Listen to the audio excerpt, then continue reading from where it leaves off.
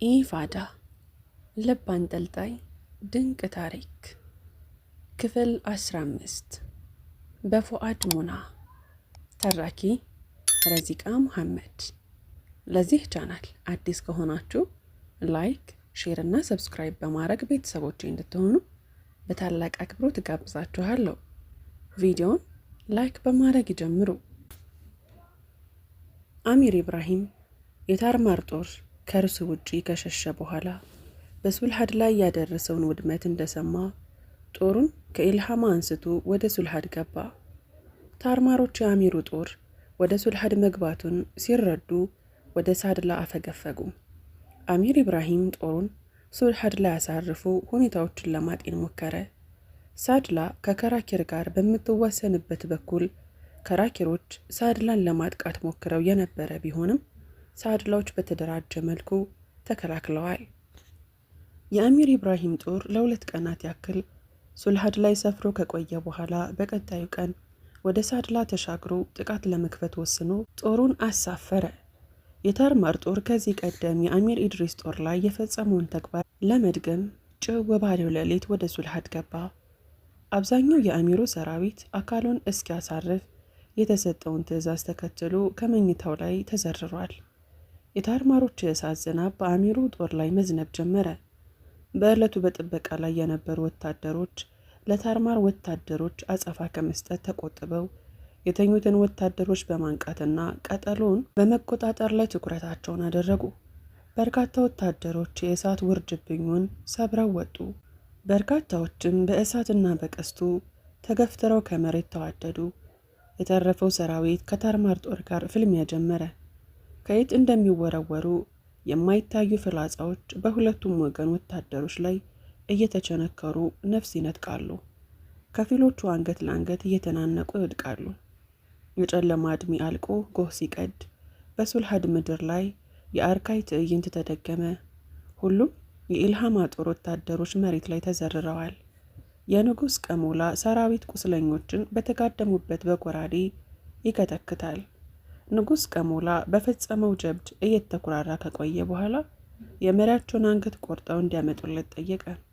ወታደሮቹ ከተለበለበውም ሆነ በውጊያ ከተሰዋው ሰራዊት መሃል አሚር ኢብራሂምን አሰሱ። በአካል አውቁትም፣ ሆኖም በአለባበሱ እንለየዋለን የሚል ግምት ነበራቸው። ፈልገው ሲደክማቸው ንጉሱ ዘንድ ቀርበው ላገኙት አለመቻላቸውን አስረዱ። በአካል ምን እንደሚመስል ታውቃላችሁ? ንጉሥ ቀሞላ ከፊት ለፊቱ ቆሞ የሚሽቆጠቆጡትን ወታደሮች እየተመለከተ ጠየቀ። አናውቅም፣ ግን ያው መሪ አይደል? በአለባበሱም በግርማ ሞገሱም ይለያል ብለን ነው። ኢፋዳዎች መካከል መሪና ተመሪውን በቁሳዊ ነገር መለየት አይቻልም። ጅሎች። እየተበሳጨ ትቷቸው ሄደ። አጃቢዎች ወታደሮችን አባረው ከኋላ እየተከታተሉ የንጉሱን ፍላጎት ለማርካት ማድረግ ያለባቸውን ያውጠነጥናሉ። ንጉሥ ሆይ፣ ዓለም እስካሁን ያልተገደለ ቁስለኛ ወታደር ካገኘ እንዲለየን እናድርጋ። የንጉሱ አማካሪ ብልጭ ያለለት ሐሳብ ሰነዘረ። አንድ ኢፋዳ ወታደር ተርፎ መሪውን የመጠቆም አቅም እያለው መሬት ላይ አይተኛም። አንገትን በጥሶ መሪው የሄደበትን የሚልከ ትንሽ ሲንቀሳቀስ ያያችሁትን እዛው መሰየፍ ነው። ንጉሥ ቀሞላ የአሚር ኢብራሂምን አንገት ቆርጦ ወደ ኢፋዳ በማስላክ የቀሩትን የኢፋዳ ወታደሮች በስነ ልቦናዊ ጦርነት ለመርታት አልሞ ነበር። ስላልተሳካለት በውስጡ እየተብሰለሰለ ሁሉም የኢፋዳ ወታደሮች መገደላቸውን ካረጋገጠ በኋላ ሰራዊቱ ለጉዞ እንዲዘጋጅ አዘዘ። በቀጣዩ ቀን ጦሩን ወደ ሳድላ አስገብቶ ከሳድላ ኮረዳዎች ጋር የድሉን ደስታ ካጣጣመ በኋላ ከዋናው ሰራዊቱ ላይ የሳድላን ተጨማሪ ሰራዊት አስከትሎ ከከራኪር ወረረ። የኃይል ሚዛኑ የሰማይና የምድር ያህል ልዩነት ነበረውና ከጥቂት መፍጨርጨሮች በኋላ በ200 ሺህ የሚቆጠሩ የቀሞላ ሰራዊት ከ10 ሺህ የማይዘለውን የከራኪር ጦረኛ አፈር ከድሜ አበላው። ጦርነቱን ሙሉ ለሙሉ በድል መወጣታቸውን እርግጠኛ ሲሆኑ ወደ ከተማው ለመግባት ከከራኪር አዲያቶች የሚገጥማቸውን ትግል በቀላሉ የሚቆጣጠሩበትን ዘዴ መቀየስ ጀመሩ። ሱልሃድን ስንቆጣጠር ከዋናው ሰራዊት ይልቅ ለማመም የሚከብድ ውድመት ያደረሰብን የሴቶቻቸው ጥቃት መሆኑን አትዘንጉ። በሰርጉክም ሆነ በሱልሃድ የተመለከትነውን ተመሳሳይ ነገር ደግሞ ሴቶቹ ለውጊያ የሚመርጡት ስልት የቀስት ውርወራ መሆኑን ነው። ስለዚህ ቀድሞን ከገላግላ ሰራዊት ወደ 5000 የሚሆን ጦር ገብቶ የሴቶቹን ጉዳይ መስመር ያሲዝ። የተንጋጋን ከገባንላቸው መሞቻቸው ባይቀርም በገደልንባቸው ሰው ልክ ሳያረግፉን ግን አያርፉም። ንጉሥ ቀሞላ በከራኪር ገጠራማው መንደር ላይ ሰፍሮ 5000 የገላግላ ጦረኞችን ወደ ከተማው ላከ። የከራኪር አዲያቶች የዋናውን ሰራዊት መሸነፍ እንደተረዱ በከተማዋ የትምህርት ማዕከል ላይ ተሰባስበው በመከሩት መሰረት ቁልፍ ቦታዎች ላይ መሽገዋል። በንጉሥ ቀሞላ የተላከው 5000 ጦር ወደ ከተማዋ እንደገባ ለይቶ መረዳት ካልቻለው አቅጣጫዎች የቀስት ናዳ ወረደበት። የአዲያት ጦረኞች በሙሉ በቤቶች ጣሪያ ላይ የሰፈሩ መሆኑ የገላግላ ጦር የአጸፋ ምላሽ ለመውሰድ ያለውን ምቹ ዕድል አጥብቦታል። ለሰዓታት ጠንካራ ውጊያ ከተካሄደ በኋላ የንጉሥ ቀሞላ ዋናው ሰራዊት ቦታው ላይ ደረሰ። ዋናው ጦር በውጊያው መሃል ስለደረሰ የአዲያት ጦረኞች ያሉበትን ቦታዎች በሙሉ በቀላሉ መለየት ችሏል። ቀድሞ ከተላከው 5000 ጦር በህይወት የተረፈው ከ200 አይዘልም። ዋናው ሰራዊት የአዲያት ጦረኞች ያሉባቸውን ቤቶችን በሙሉ አቅጣጫዎች ርቀቱን ጠብቆ ከበበ። ከተናቀው የገላግላ ዘር 1000 ጦር ተጠግቶ መዋጋት ሲጀምር አጸፋ የሚሰጡትን የአዲያት ጦረኞች ከርቀት የቆመው የንጉሥ ጦሩ በቀላሉ በቀስት መንደፍ ጀመረ። በጥቅሉ ወደ 10,000 የሚጠጉ የንጉሥ ቀሞላ ወታደሮች ለአዲያት ቀስቶች ከተገበሩ በኋላ የአዲያት ሴቶች በብዛት ተገድለው ጥቂቶቹ ቆስለው በጣት የሚቆጠሩት ደግሞ ፍላጻቸው አልቆባቸው በቁጥጥር ስር ውለው ከራኪር በቀሞላ እጅ ወደቀች። ኢፋዳዊ መጣሁልሽ። ንጉሥ ቀሞላ በከራኪር ግዛት ላይ ሆኖ በጉጉት መንፈስ ጮኸ። ወደ አጃቢዎቹ እየተመለከተ አሁን ማማን ቀረን አለ። አረ ሁሉን ገዝተውታል። ኢፋዳ እንደሆነች ወታደሯን ሁሉ ገብራ እርቃኗን ነች። አዝበንን ደግሞ ቢተነፍስባት እንኳን ትሸሻለች። ሁሉን ገዝተውታል ጌታዬ። የቀሞላ አጃቢ ተሽቆጠቆጠ። አዝበንን ተዋት፣ የጀብጀብ ሰራዊት ይበቃታል። አሁን ኢፋዳን መቆርጥም ነው ያማረኝ። ቁርጥም ጣቶቹን በጥርሱ ነከሰ። ኢፋዳ ህልሚ ሆይ መጣሁልሽ፣ መጣሁ ጮኸ። አክረም ደምዝዛ ብርሃን ባለው መኝታ ክፍል ውስጥ አንገቱን ጉልበቱ ውስጥ ቀብሮ እየተንሰቀሰቀ ያለቅሳል። በግራ እጁ አልጋውን ይደበድባል። ስልኩ እየደጋገመች ትንጫረራለች። ማንሳት አልፈለገም። ጭንቅላቱ በፍትወት ፍላጎት ተወጥሯል። የወጣትነቱ ወርቃማ ክፍል ከጀመረ ወዲህ በተለይም እንዲህ ስራ ሳይኖር ቤት በሚሆንበት ጊዜ የወንድነት ተፈጥሮ ሐቁን ያሟላለት ዘንድ ይጨቀጭቀዋል። ከበርካታ አንስቶች ጋር በተለያዩ ምክንያቶች የመገናኘት እድሉ ቢኖረው የፈጣሪን ክልከላ ለመጠበቅ በተቻለው ያህል ሲጥር ከግብዣቸው ሲሸሽ ቆይቷል።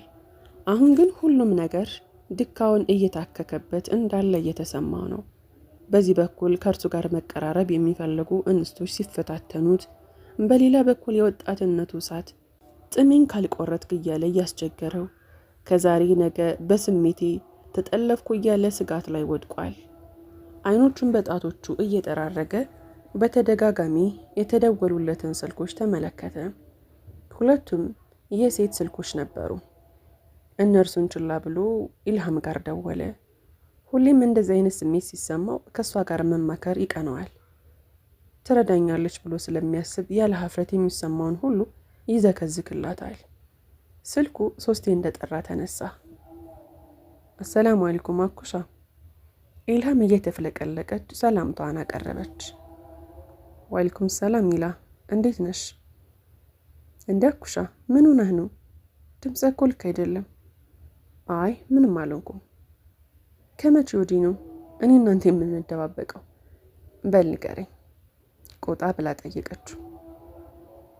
ኢላ ፈራው። እስከ መቼ በዚህ መልኩ ከራሴ ጋር እየተሟገትኩኝ እንደምኖር አላውቅም። ለዝሙት እንጂ ለትዳር እንዲመች ሆኖ የተዘረጋ መደላደል የለም።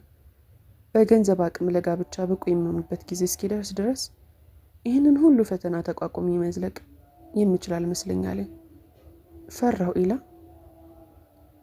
ኢልሃም ጥቂት ዝም ካለች በኋላ ምን አማራጭ አለ አለች። ምንም አማራጭ የለህም። የኑሮ ስርዓቱ እንደሆነ በትዕግስት እንጂ የሚሆን አይደለም። በዚህ ስቃያችን ውስጥ ሆነን በመታገሳችን በቀጣይ ዓለም የምናገኘው እንዳያሰብን ራሳችንን ከማረጋጋት ውጪ አማራጭ አይታየኝም። ኢላ፣ አንቺ ግን ለምን አታገቢ? አንቺ እኔ የሚሰማኝ ስሜት ሳይሰማሽ ቀርቶን? ኢልሃም ሳቃለችና ማንን ላግባ አለችው። ቤታችሁ ጠያቂ ሲመላለስ አይደል እንዴ የሚውለው? ቤታቸው አስገብተው ሰውነቴን አስረስተው ያልጋቸው ማሞቂያ ብቻ ሊያደርጉኝ የሚፈልጉ እኮ ናቸው የሚያስለምኑት።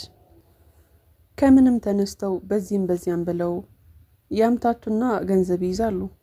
በቃ ዲን የለ እውቀት የለ መኪና ከገዛን ምን ጎደለ ሊሉ ይፈልጋሉ። እንደ ሰው ራስን በእውቀት ስታሳድግ የበታችነት ስሜታቸው እረፍት ይነሳቸዋል። እኔን ተወኝ። ቀን ከሌት ሳይገለጥላቸው ገብተውበት የሚለበለቡበትን ዘመዶቼን ማባበሉ በራሱ ወደ ላይ እያለኝ ነው። መኪና እየነዳው ትርጉም የሌለው ህይወት መኖር አልፈልግም። የድምጿን ቅላጼ እንቧ ያረጥበው ጀመር። እንዴ ኢላ፣ እንድታጽናኝኝ ብደውል አንቺን ማልቀስ ጀመርሽ እንዴ? አዎ አኩሻ፣ አብረን እናልቅስ እየተንሰቀሰቀሽ ቀጠለች። ሁሉም ቤት እኮ ለቅሶ ነው ያለው። ሰው እኮ ምን በወጣኝ አግብቼ ልቃጠል እያለ ነው። ጥምረትህ ወደ ጀነት እየተደጋገፍ የምትገባበት ካልሆነ ለምን አግብቼ ጀሃነም ድልድይ ልገንባ? ይሄው እንደናንተ ያሉ አላህ ያዘነላቸው ጥቂት የሀሳብ ሰዎች ጋር እንድንጋባ ደግሞ ጎጆ መውጫ ከየት ይምጣ? በእነሱም እኮ መፍረድ ይከብዳል። ለገንዘብ ሲሉ ነፍሳቸውን የሚሸጡ በርካታ ከስሜት ማስታገሻነት የዘለለ ጥቅም የሌላቸው ሴቶችን ስላዩ ሁሉንም ሴት የሚያስቡት እንደዛ ነው። ገንዘብ ከሰጧት ከበላች ከጠጣች ምን ጎደላት ይላሉ። ሴት ልጅ እውቀት ያምራታል፣ ስለ አኺራዋ ትጨነቃለች ብሎ አያስቡም። አላዩማ፣ አትፍረጅባቸው። እንግዲህ አላህ ደግ ባሪያውን ይላክልሽ። ሌላ ምን ይባላል? አገላለጹ አሳቃት። ሁለቱም መሳቅ ጀመሩ። እየተሳሳቁ ውጥንቅጡ እየወጣ እንደሆነ ከሚያስቡት ማህበረሰባዊ መዋቅር ሀሳብ ለመሸሽ ሞከሩ። ተሰነባብተው ስልኩ ከተዘጋ በኋላ አክረም ስለ ማህበረሰቡ ውድቀት መውጠንጠን ጀመረ። ይህ የተገለበጠ የኑሮ ዘይቤ እስከ መቼ ይቀጥላል? ከእውነታ ጋር እየተካካደ ትውልድ መጨረሻው ምን ይሆናል? ወጣቶችን ለትዳር የሚያበረታታ ብሎም ከትዳር የሚገፋ ስርዓት ምን አይነት ስብዕና ያለው ወጣት ይገነባል? እድሜው ለጋብቻ ደርሶ ያላገባ ወጣት ወይ ዝሙት እየሰራ ነው ዓለም የጤና ችግር አለበት የሚለውን ነብያዊ ተግሳጽ ተረድቶ የተገበረው ትውልድ ቢያየን ምን ይላል? ራሱን መልስ የሌለው ጥያቄ ይጠይቃል። በድጋሚ እየተንሰቀሰቀ ያለቅሳል። በልቡ ጌታውን ይለምናል። ከራሴ አንተው አድነኝ፣ ከፍላጎቴ አንተው ጠብቀኝ እያለ ይማጸናል። ስሜታቸውን የሚያስተናግዱበት ፍቅዱ መንገድ ተዘግቶባቸው በተከለከለው መንገድ ላይ የሚዳክሩ ወንዶች ትዝ ሲሉትና ስለ ራሱ ይፈራል። በውድቅስ እያለ ብስትስ እያለ ይብሰለሰላል። አዲያ ያስሚን፣ አዲያ ተሚምና አዲያ ሰዓዳ በጠዋቱ በ50 ቀስተኛ ተማሪዎቻቸው እንደተከበቡ እየጋለቡ ወደ አዱ ሀቢባ ቤት መጡ። አዲያ ያስሚን ከፈረሷ ወርዳ በሩን አንኳኳች። ትንሿ የአሁ እስማኤል እህት ፊርደውስ በሩን ከፈተች። ሰላሙ አለይኩም ወረሕመቱላህ። ወአለይኩም ሰላም ወረሕመቱላህ። አዱ ሀቢባ አለች አይደል? አዎ አለች፣ ግቢያ። አይ አልገባም፣ ጥሪልኝ። ፊርደውስ ወደ ሀቢባ መኝታ ሄዳ አዲያ ያስሚንን እየፈለገቻት መሆኑን ነገረቻት። እንደምንም እያዘገመች በሩ ጋር ደረሰች። አዲያ ያስሚን አዱ ሀቢባን በአይኖቿ ገረመመቻት። ሆዷ በእጅጉ አግጥጦ መድረሷን ይመሰክራል። ፊቷ ላይ የድካም ይሁን የህመም ያለየለት ስሜት ይነበባል። ሰላምታ ተለዋወጡ። አዱ፣ ቀኑ እኮ ደረሰ። ያልሽው ቀን ማለት? በሁሉም አቅጣጫ ያለው ሰራዊታችን ተደምስሷል። ከራኪር ከተያዘች በኋላ የንጉስ ቃሞላ ጦር በነምሩክ በኩል ያለውን ጦራችንን ሲዋጋ ነው የሰነበተው። የአሁኑ ግን ሙሉ ለሙሉ ጦራችን ተደምስሶ ንጉሥ ቀሞላ ወደ ከተማችን ለመግባት በመዘጋጀት ላይ ነው። ኢፋዳ አደጋ ውስጥ ስትወድቅ ማለት ይህ አይደል? አዎ ነው። አሁኑኑ ወደ ቀራቂር እንሄዳለን፣ ተዘገጃጁ ብላ ወደ ቤት ልትገባ ስትል አዲያ ያስሚን እጇን ይዛ ከቤታቸው ፈቀቅ ብለው ፈረሳቸው ላይ በተጠንቀቅ የተቀመጡትን 50 ቀስተኞችና ሁለቱም መምህሯን በእጇ ጠቆመቻት። መልካም፣ ከተዘጋጃችሁ ጥሩ። መያዝ ያሉብኝን ወረቀቶች አሉ፣ እነሱን ይዤ ልምጣ። ወደ ቤት ገብታ ጥቁር ሙሉ ቀሚስ ለብሳ ነጭ ሂጃብ ጠመጠመች። ከእናቷ መደብ ስር የኢማም አህመድን ደብዳቤ ይዛ ተመለሰች። ፊቷ ላይ አዲስ ኃይል አቆጥቁጧል። ፈረሷ ላይ በሌጣው ለመውጣት ብትሞክርም አልሆነላትም። ሰረገላ ቀጥለው በ50 ታዳጊ ሴትና ወንድ ተማሪዎች እንደታጀቡ ወደ ቀራቂር መሄድ ጀመሩ። አዲያ ያስሚን ሰረገላውን እየነዳች ከአዱ ሀቢባ ጋር ታወራለች። እናም ያልሽው ቀን ደረሰ። ያላህ ነገር ይገርማል። አዎ ደረሰ፣ ግን ሳልጠይቅሽ የአዲያ ጦር ተዘጋጅቷል አይደል? አዎ ተዘጋጅቷል። በቀስት ብቲ በጨበጣ ቢያንስ ግማሹን ጦራቸውም ሳንጨርሳቸው አንሰዋም እያሉ እየዛቱ ነው። እኛ ራሱ በስንት መከራ ጉዳዩ ለአዲያ ቀመርያ አስረድተን ነው የተገነጠልነው። የት ናቸው? ጄሹላህ ኢፋዳ ላይ ከነርሱ ሌላ የሚንቀሳቀስ የሰው ዘር አይታይም። መንገዶቿ ሁሉ ጭር ብለዋል። የኢፋዳ መንገዶችን ያቆራረጡ አልፈው የቀራቂርን ከፍታ መውጣት ጀመሩ። ፈረሰኞቹ ፈጠን ፈጠን እያሉ ሲወጡ፣ ሰረገላው ግን አባጣ ጎርባጣውን ችሎ መውጣት የማይችል መሆኑን ተረዱ። ሰረገላውን ከፈረሱ ነጥለው አዱ ሀቢባ የአዲያ ያስሚንን ክንዶች እየተመረኮዘች በእግራቸው ማዝገም ጀመሩ። 50ዎቹ ታዳጊ ቀስተኞች ፈረሳቸው ላይ ተቀምጠው ከጀርባቸው ኮረጆቸውን በፍላጻ ተሞልቶ የቀራቂርን ከፍታ ሲወጡ ከርቀት ለሚያይ ሰው እጅጉን የተለየ ሐሴት የሚሰጡበት አላቸው። አዱ ሀቢባ ድሮ ከእናቷ ጋር ጥቂት እንኳ ድጋም ሳይሰማት ተወጣው የነበረውን የቀራቂርን ከፍታ ዛሬ እንደ ከርሞ በቀላሉ መውጣት ተስኗታል። ሰውነቷ ገና በጠዋቱ በላብ እየተጠመቀና በየመሃሉ ከ10 ጊዜ በላይ ያረፈች የአዲያ ያስሚንን ክንድ እየተመረኮዘች በመጨረሻም ከቀራቂር ከፍታ አናት ላይ ደረሰች። ቀስተኞቹ ታዳጊዎች የሁለቱን መድረስ ካረጋገጡ በኋላ ከፈረሶቻቸው ላይ ወርደው ቀራቂር አናት ላይ ያለው የፈረስ ጋጥ ውስጥ ፈረሳቸውን ማሰር ጀመሩ። አይኖቿን ከፈረሶቹ ማደሪያ በስተግራ ልካ ስትሰልል ዙሪያውን ትልቅ ቋጥኝ መኖሩን ልብ አለች። የመሬት ውስጥ መሸሸጊያውን የሚያሳየውን ካርታ ዘርግታ ለያስሚን አሳየቻት። ይሄ ያኛው ቋጥኝ ነው። እጇን ከጋጡ በስተግራ ወዳለው ቋጥኝ ጠቁማ አመለከተቻትና ቀጠለች። ቋጥኝን በፈረስ አስኮትተን ስናነሳው ከውስጥ እዚህ ላይ የምትመለከችውን 60 ሰው ማስተናገድ የሚችሉ ክፍሎች እናገኛለን። እና ድንጋዩን ላስኮትተው? አንገቷን ባውንታ ነቀነቀችላት። አዲያ ያስሚን ከታዳጊዎቹ ጋር ቆሞ የሚያወሩትን አዲያ ተሚማና አዲያ ሳዕዳን ጠርታ ቋጥኙ ከቦታው መንቀሳቀስ እንዳለበት ነገረቻቸው። ታዳጊዎቹ ከፈረሱ ጋጥ ውስጥ ያገኟቸውን ጠንካራ ገመዶች በአንድነት በማሰናሰል እንደ ወንፊት ያለ ድር ጠለፉ። የወንፊቱን ዙሪያ በ4 ረጃጅም ገመዶች ከቀጠሉ በኋላ ገመዶቹን በ4 ፈረሶች አንገት ላይ በወፍራሙ ጨርቅ እየጠቀለሉ አሰሩ። አዲያ ተሚማ ከቋጥኙ ጀርባ ቆማ በ4ቱ ፈረሶች ላይ የተቀመጡትን ታዳጊዎች ግልቢያ እንዲጀምሩ ምልክት ሰጠቻቸው። ፈረሶቹ በኃይል ወደፊት ሲስፈነጠሩ ቋጥኙ ወደፊት ተናንቆ ወደ ኋላ ተመለሰ። ፈረሶቹም በገመድ ተይዘው ወደ ኋላ ተመለሱ። ድጋሚ እኩል ጀምሩ፣ ሀያ! በድጋሚ ወደፊት ጎተቱት። ጥቂት ከቦታው ፈቀቅ አለ። ደገሙት፣ ገርበብ አለ። ጎትተውት ቦታውን ለቀቀ። 4 ማዕዘን ሰፊ ጉድጓድ። እስኪ ችቦ ለኩሱ። አዲያ ያስሚን አዱ ሀቢባ የተነገረቻቸውን ነገሮች በሙሉ እውን የሆኑ መምጣታቸው መደነቋ እየጨመረ መጥቷል። አዱ ሀቢባ ወደ ጉድጓዱ ጠጋ ብላ ተመለከተች።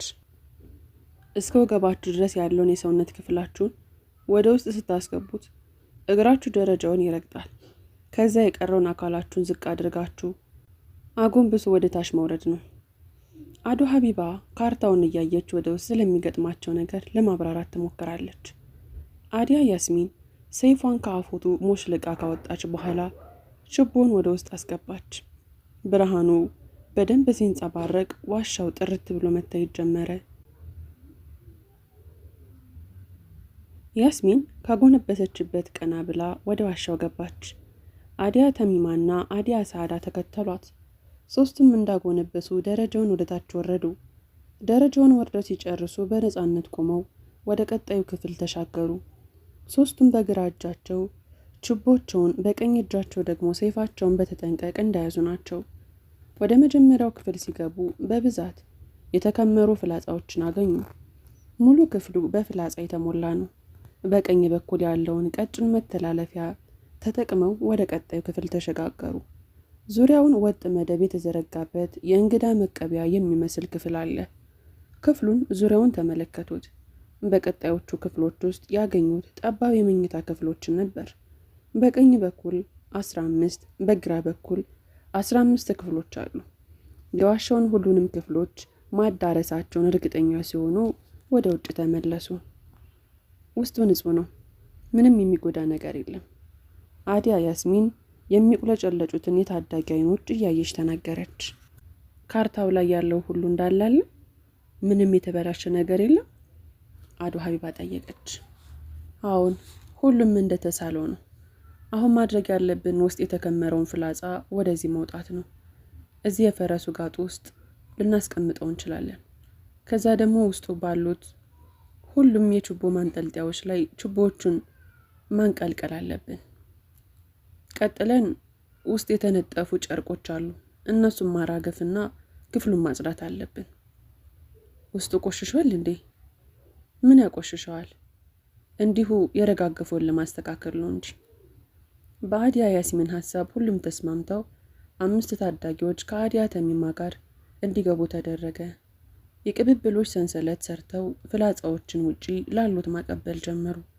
ውጭ ላይ ያሉትን በተመሳሳይ እየተቀባበሉ በፈረስ ጋጡ ውስጥ መቆለል ጀመሩ። ይህ ቅብብሎሽ ረዘም ያለ ጊዜ ከወሰደ በኋላ ፍላጻዎቹ በሙሉ የፈረስ ጋጡ ውስጥ ተከመሩ። በዚህ ሂደት ውስጥ አዱ ሀቢባ አትሳተፍም። ውጭ ላይ ተቀምጣ በአዲያ ያስሚን የሚመራውን ቡድን የሚሰራውን ትከታተላለች። አዲያ ያስሚን በዋሻው ውስጥ በሁሉም ቦታዎች ችቦዎች እንዲለኮሱ ስታደርግ ዋሻው ደመቀ። ወደ ዋሻው የገቡት ታዳጊዎች በየክፍሉ የተነጠፉትን ኩታዎች ማራገፍ ጀመሩ።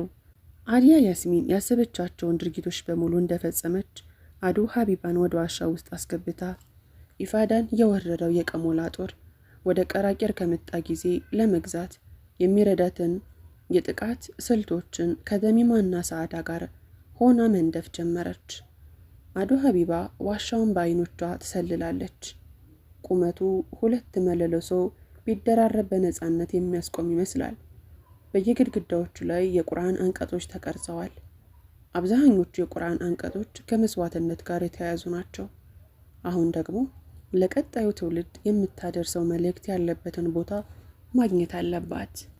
ውድና የተከበራችሁ የሚስኪ ዩቲዩብ ቻናል ተከታታዮች ክፍል 16 ይቀጥላል። ታሪኩን ከወደዳችሁት ላይክ፣ ሼር፣ ሰብስክራይብ ማድረጋችሁን እንዳትረሱ። በቀጣዩ ክፍል እስከምንገናኝ ድረስ በያላችሁበት ቀንና ሌላችሁ ሸጋ ይሁንልኝ።